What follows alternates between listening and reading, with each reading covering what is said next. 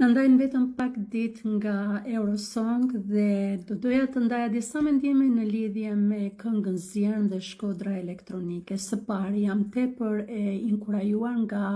mënyra se si Beatrice dhe Lek na kanë përfaqësuar në arenën ndërkombëtare. Me atë thjeshtësinë, modestinë dhe ëmbëlsinë e saj, Beatrice ka fituar shumë zemra, gjithashtu edhe Leka, ndryshe nga vitet e tjera ku ndonjëherë këngëtarët tanë kanë shkuar disi me një shpatë të madhe ose me një lloj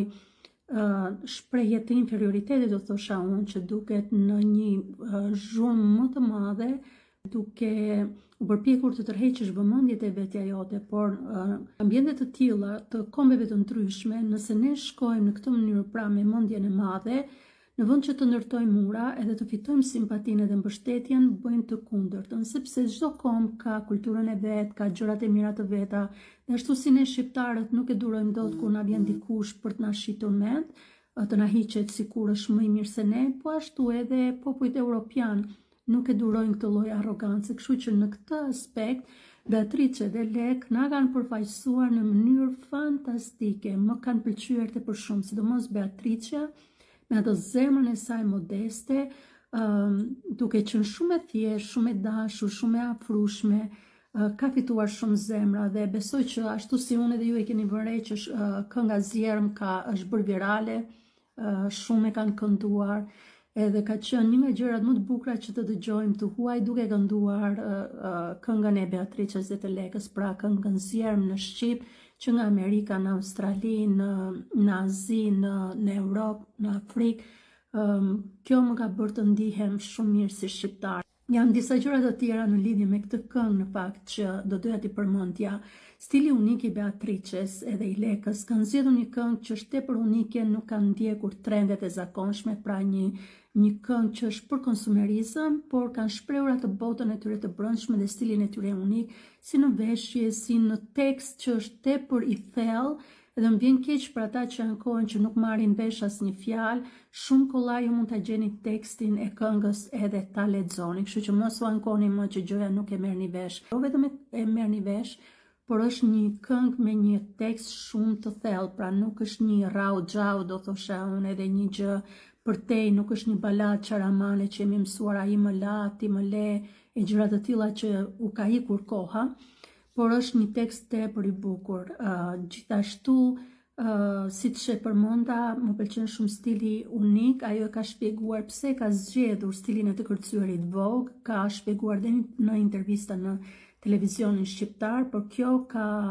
tërhequr mjaft vëmendje. Ja dy meratje që kam duke parë prezantimin e tyre, provat e tyre dje, aq pak sa ka patur në internet, pjesë nga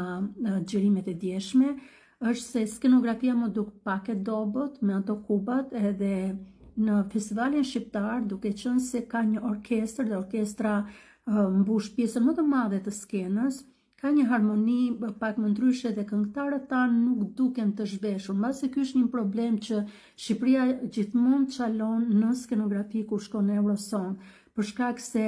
në skenën tonë, duke qenë se orkestra është live, ka një dinamik krejt tjetër dhe kur shkon në Eurosong, skena është e madhe, por ato dalin si një pemë e zhveshur, do thosha, kështu që në këtë aspekt shpresoj shumë që kënga jonë nuk do të çaloj nga ana e skenografisë, pra nuk do të duket bosh, por që ndoshta kamera do të afrojnë më shumë, do të jenë planet më të afërt. Shpresoj që ekipi ynë të kërkoj këtë gjë dhe mos të jetë një plan nga larg që i tregon edhe Lekën edhe Beatricen gati si bosh aty në skenë. Ju uroj suksese, mezi po pres që ta shoh Shkodra elektronike në Eurosong, shqiptarët kudo që janë, mos harroni ta votoni, ta mbështesni këngën tonë, se me tamam kemi një material tepër të bukur. Edhe diçka që harrova, fjala miserere dhe krijoj një zemër të pastër tek unë, ndoshta nuk e dini që është marrë nga Psalmi 51:10, shkruar nga mbreti David në një moment pendese kur u konfrontua nga profeti Nathan për tratin e tij bashkëshortore, dhe me sa po lexoja në lidhje me këtë, edhe kuptimin, interpretimet e ndryshme, shkruhej që fjala krijo është marrë, është e njëjta si nga fjala Zoti krijoi në fillim, pra kur ka krijuar njeriu, që do thotë në mënyrë të përsosur, pra është një thirrje e zemrës për një zemrën si një krijim të përsosur si nga fillimi, i cili nuk gabon edhe e jeton jetën në mënyrë të mençur edhe pa dështuar. Nuk e di çfarë mendoni ju për këngën, cilat janë mendimet tuaja dhe çfarë po prisni. Unë shpresoj shumë që jo vetëm do futemi në finale, por pse jo të fitojmë. Mbase do jetë ai 1 minuti që Beatrice ndërron edhe në këngën e saj. Zoti ju bekoft, mund të ndani mendimet tuaja më poshtë. Dëgjojmë në videon tjetër.